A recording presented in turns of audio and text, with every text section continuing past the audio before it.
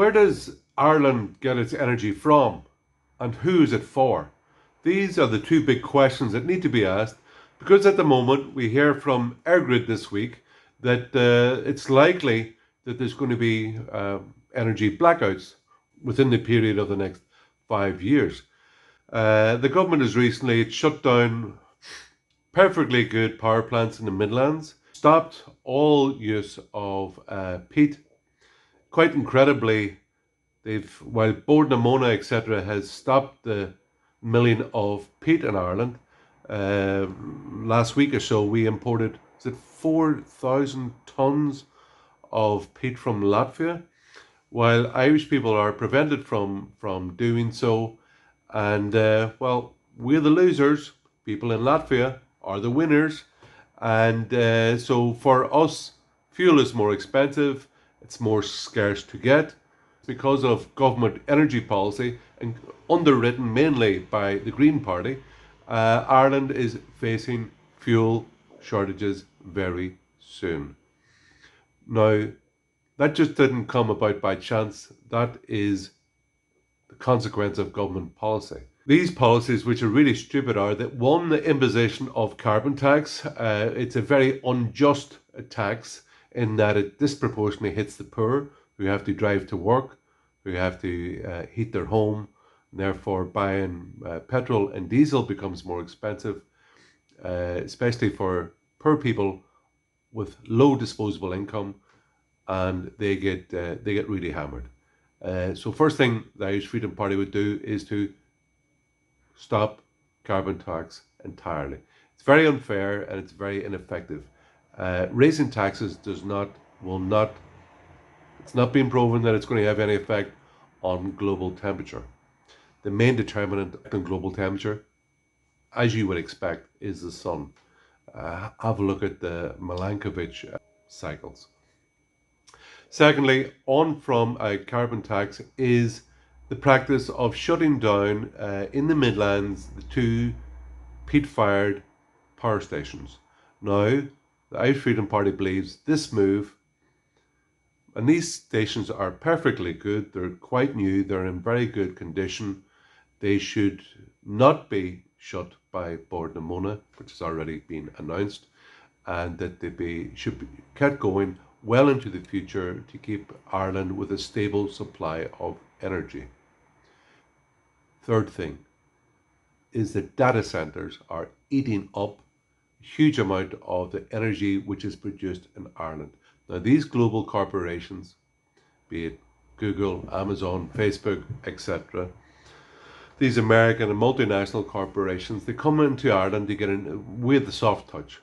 They get low corporation tax, which sadly they barely even pay their 12.5%.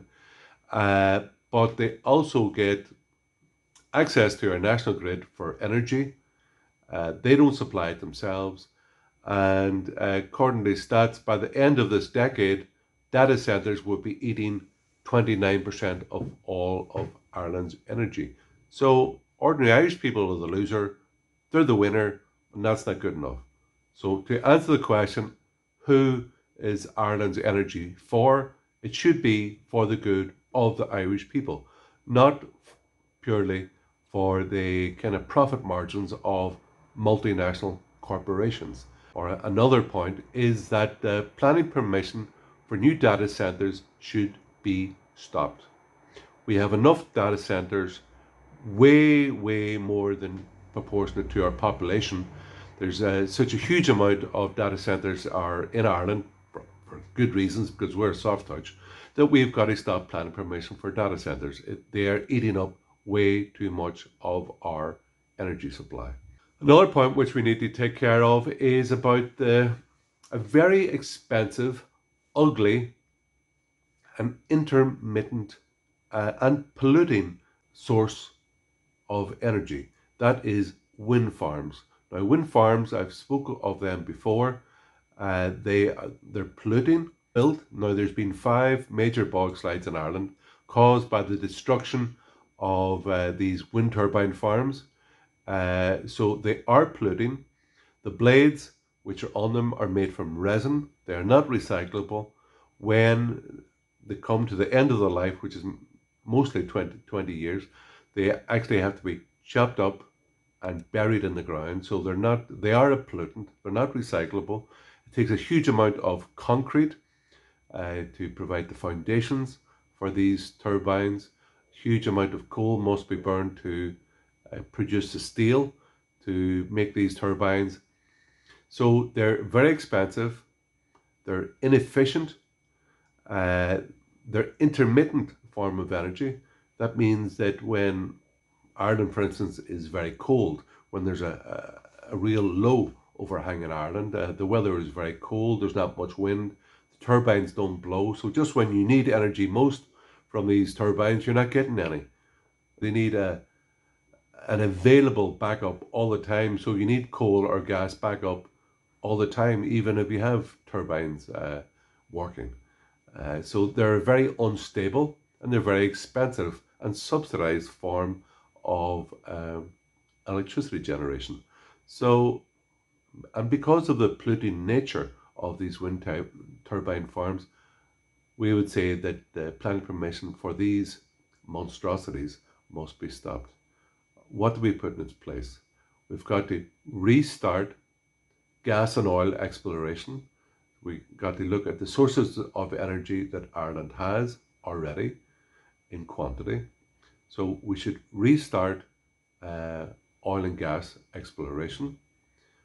We've got to restart gas and oil exploration, to stop carbon tax, to make sure, reopen and make sure the continuation of the Midlands power plants, to stop the banning of peat milling in Ireland and to stop it being imported from Latvia, for example, because so much of our energy is now going to multinational data centers.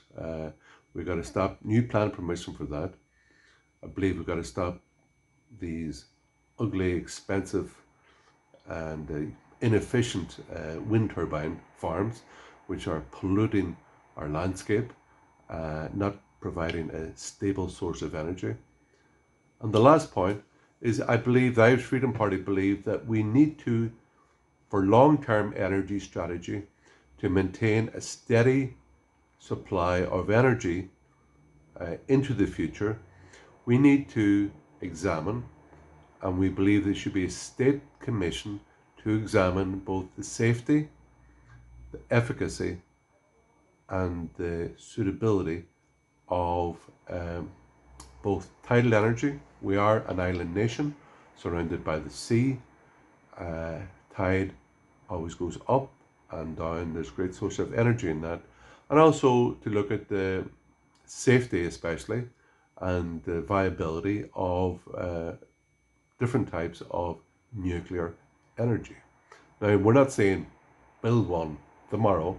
We're just saying that there should be a state commission to examine, with advances of technology, has nuclear energy become safe enough to build in Ireland, and is it viable, economically viable? That's all we're asking. We're asking to look and to examine and to discuss these two sources of energy. Are they suitable for Ireland? So there we go. Where does Ireland's energy come from and who's it for? I think, given the current circumstances, the diluted and moronic trajectory in which this government is taking the state in a very dangerous direction, it is likely there will be blackouts this winter. So we are looking for a radical turnaround of the ship to examine energy supply in Ireland, and that is our solution.